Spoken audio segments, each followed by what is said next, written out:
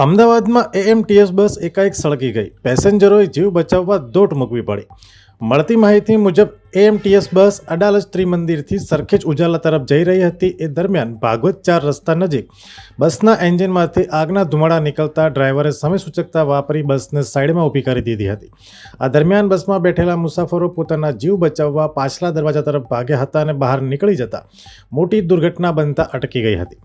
બસ ડ્રાઈવરે બસને રોકીને ફાયર તેમજ પોલીસને જાણ કરતા ફાયર વિભાગે આવીને પાણીનો મારો ચલાવી આગને કાબૂમાં લઈ લીધી હતી. Bureau report, Ahmedabad. અમે તમને આપીશું પળેપળના સમાચાર. જો તમે અમારા નિર્ભય માર્ગ ન્યૂઝ ચેનલને સબસ્ક્રાઇબ કર્યું નથી તો અત્યારે જ નીચે આપેલા આઇકોન બટન પર ક્લિક કરીને સબસ્ક્રાઇબ કરો અને શેર કરવાનું ભૂલશો નહીં.